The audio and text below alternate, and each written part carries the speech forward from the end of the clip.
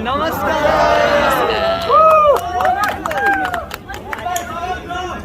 त अहिले अब नेपाल र हामी नेपालीहरू एउटा ऐतिहासिक मोडमा उभिएका छौँ।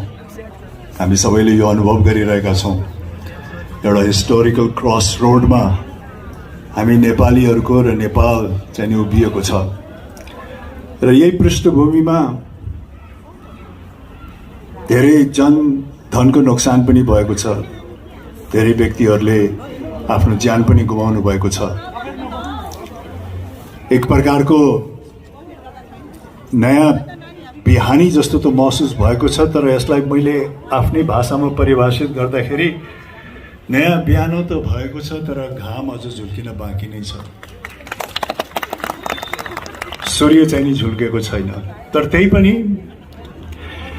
यो चुनौतीपूर्ण पृष्ठभूमिमा, राष्ट्रको पृष्ठभूमिमा हामी नेपाली जनसमुदायहरूको यो चुनौतीपूर्ण घडीमा पनि कता कता फेरि हामीहरू आफूले चाहिँ नि आफ्नो व्यवहारहरू अगाडि बढाइरहेका छौँ। आफ्नो जनजीवनहरूलाई चाहिँ नि सामान्य रूपमा अगाडि बढाउने प्रयास गरि नै रहेका छौँ।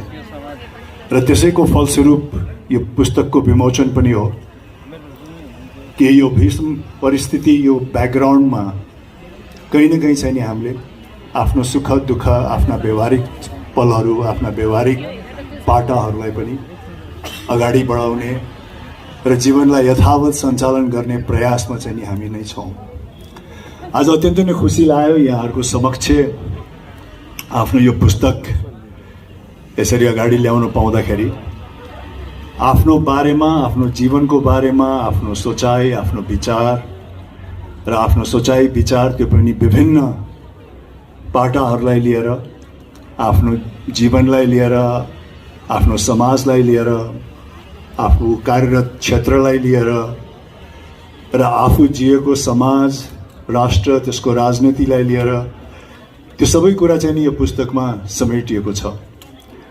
र यसरी आफ्ना विचारहरू पुस्तकमा समेट्दाखेरि अलिकति चुनौतीपूर्ण पनि हुँदो रहेछ। कति खुल्ने, कति नखुल्ने, कति कुराहरू पोख्ने, कति कुराहरू नपोख्ने, जीवनमा आफूसँग ठोकेका व्यक्तिहरूलाई कतिलाई संलग्न गर्ने, कतिलाई संलग्न नगर्ने, व्यक्तिहरूको संलग्नतालाई कति गहिराइमा लाने या कति नलाने, ती सबै कुरा चाहिँ नि चुनौतीपूर्ण नै हुँदो रहेछ। यदि आफू असाध्यै यथार्थ भएर, असाध्यै स्वाभाविक हिसाबले आफूले भोगेका, जानेका, बिताएका पलहरूलाई चाहिँ नि अक्षरमा उतार्नु पर्दाखेरि। तर यसलाई अलिकति मलाई सहज कसले बनाइदिनु भयो भने योगेशजीले बनाइदिनु भयो। योगेशजीलाई एकचोटि जोरदार